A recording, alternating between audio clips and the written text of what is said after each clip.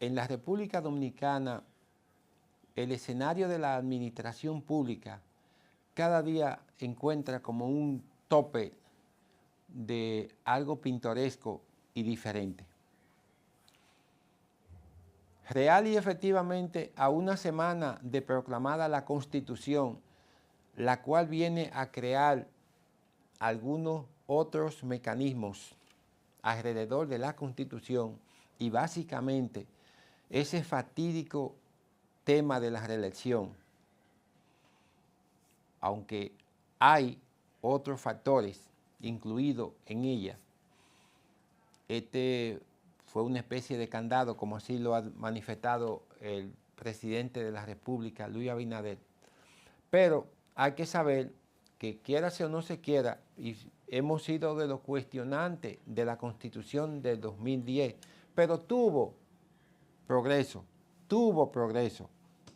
Yo creo que ahora ese progreso plasma mucho mejor con una serie de elementos que se le introdujeron a la Constitución, incluso creando nuevos movimientos alrededor de lo que es el Consejo Nacional de la Magistratura, cambiando que en principio no era así, pero luego se creó, y creo que ahora el presidente del Tribunal Constitucional puede aportar mucho más que el Procurador General. Y quizá no se hubiesen hecho las cosas que han pasado en ese proceso, pero todo pasó y hay que verlo así. Sin embargo, en un proceso donde la administración pública cada día está más sometida a requerimientos administrativos, legales, que tienen que tomar parámetros para afianzar los puntos de referencia de la gestión, el perfil y toda una serie de elementos que ahora se requieren para impulsar la gestión pública, sobre todo para ingresar como empleado público, porque ahora se crean perfiles, se crean especies de vamos a ver qué tiene, qué nivel de competencia, cuáles son los niveles, qué exige, qué no tiene, qué lleva. Entonces, eso ayuda a definir una administración mucho más sana, mucho más dinámica, y no sea una corporación de empleados en una nómina. Ya aquí tienen que tener objetivos, que aunque esos objetivos vienen marcados con un antecedente, por ejemplo, la ley 4108 de 2008, la modificación a que se sometió la ley que creó el Tribunal Administrativo, que se modificó en el año 2007, las reformas que se incluyeron en el 2010 con la Constitución dentro del ámbito administrativo y dentro de los derechos fundamentales. Ahora observamos que a pesar de existir una ley como la 107-13, que tiene una serie de potestades administrativas, jurisdiccionales, que dan mucho más alcance a la gestión administrativa, pero les ponen mucho más limitaciones. ¿A qué vienen estos puntos que hemos tratado aquí? ¿Cómo es posible que un funcionario, que justamente su papel es ese de administración pública, hace una resolución donde le exige a la gente tener que llevar su recibo de agua y luz? Entiéndase, cuando digo gente, hablo de los empleados públicos. Aunque el presidente y el mismo funcionario luego quisieron dejarlo sin efecto porque señalaron que no era obligado, entonces yo pregunto, si una disposición no tiene obligación, no es disposición. Entonces no debieron de haberla publicado, porque una ley, un decreto, una resolución, cualquier disposición legal tiene una obligatoriedad. Entonces, lo que pudieron haber hecho es haber hecho un anuncio de que los empleados públicos tenían que llevar de manera voluntaria el recibo del agua y la luz, pero que no había ningún medio que lo forzara, que lo obligara, como es una resolución. Porque si el propósito era que no era obligado, ¿para qué se hizo una resolución? ¿Para qué emite el Ministerio de Administración Pública una resolución? Y yo me he quedado pensando y he hecho reflexiones sobre eso. Nosotros somos un país de 10 u 11 millones de habitantes. Miren las cosas que hacemos para gestionar supuestamente el vínculo de una obligación. Y si nosotros tuviéramos 200 o 300 millones de personas generando ese tipo de pensamiento tan pequeño para la gestión de una administración, ¿dónde estuviéramos nosotros? Yo hago esa pregunta y la dejo a modo de reflexión porque ya he venido haciendo esa reflexión. Imagínense 200, 150, 100 millones de personas con funcionarios tomando medidas de ese nivel. ¿Y dónde saliéramos nosotros? ¿Cómo es posible que una iniciativa tan pobre, de tan poco valor, incluso violando preceptos constitucionales,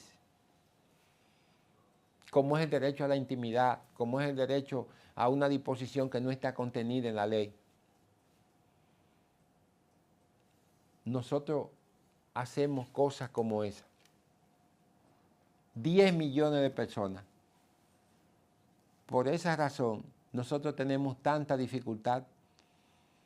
Por esa razón, nosotros tenemos 180 años y no hemos podido sincronizar los semáforos como vía de resolver un problema en la ciudad. La sincronización de los semáforos no la tenemos, de modo que aquí no hay un problema resuelto. Y ahora vamos a resolver el problema del cobro de la luz y del agua con una resolución como esa. Aunque se le quitó su carácter obligatorio, entonces no es resolución, porque no obliga a nadie. Nadie va a llevar a cabo esa situación. Pero ¿cuál es la función de un funcionario? La ley lo especifica, pero yo creo que ellos a veces no conocen la ley. Porque crean una serie de trucos, de artimañas, de cosas irracionales. Que no se le ve el sentido, no se le ve el eje de su funcionamiento.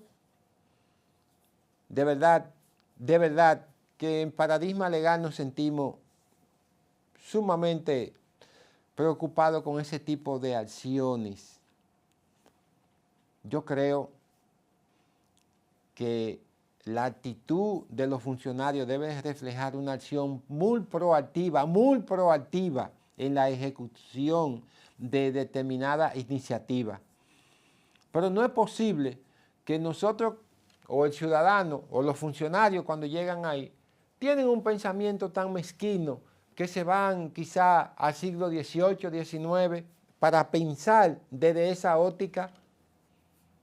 ¿Cómo es posible que esas cosas merezcan las críticas y el cuestionamiento porque existen, porque alguien se lo propone? Usted no tiene asesores que le digan, eso no tiene un sentido de razonabilidad, eso no tiene un sentido de aceptación, de validez. Miren, el año pasado se hizo una resolución para el trabajo doméstico. El Tribunal Constitucional lo anuló. Yo la entendía más razonable. Aunque creó cierto ruido, yo lo entendía y lo entiendo más razonable que esta resolución. Y el tribunal lo anuló.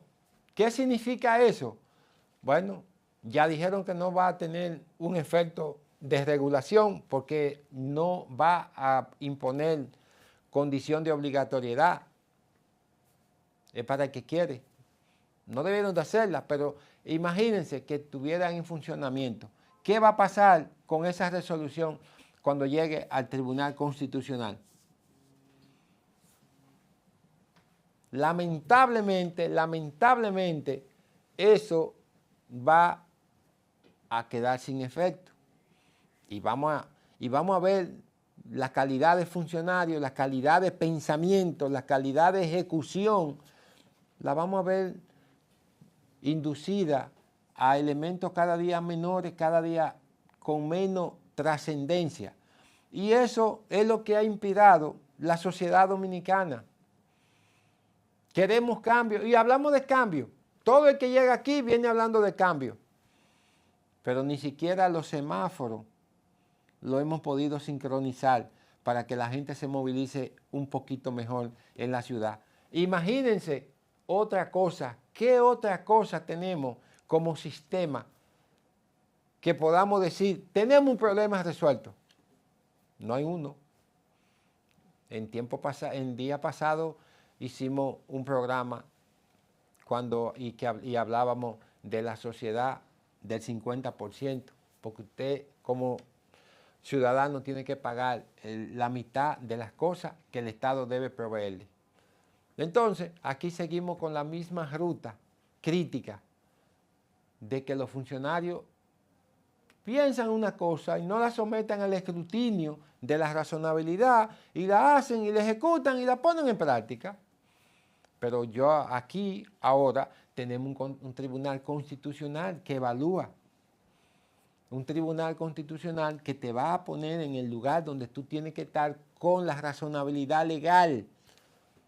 No es haciendo una cosa como en tiempos anteriores y eso es ley. No es así, ya no es así. Hay muchos abogados para llevar eso al Tribunal Constitucional y hacerlo desaparecer. Y es lamentable,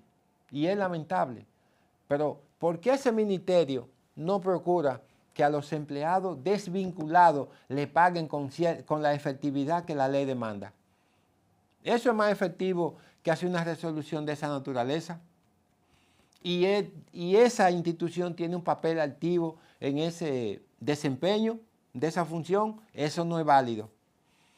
Aquí gran parte de la población, cuando es desvinculada, pierden su dinero, porque el Ministerio de Administración Pública no lo gestiona y la institución se lo niega. Y si no van a los tribunales, no hacen derecho. Y que en muchas ocasiones los tribunales le niegan un derecho fundamental, basado en pequeñas cosas que no tienen razonabilidad tampoco. Pero seguimos avanzando. Ese es el derecho de nosotros como ciudadanos, avanzar. Paradigma Legal llega a su parte final, como siempre, solicitarle que se suscriban y si ya lo hicieron, que las revisen porque en ocasiones se pierde, pero déjenos su comentario y haga posible que este programa sea parte de su comunidad para estar con usted y ser una voz cuando usted no tenga voz. Y recordarle que esto es Paradigma Legal.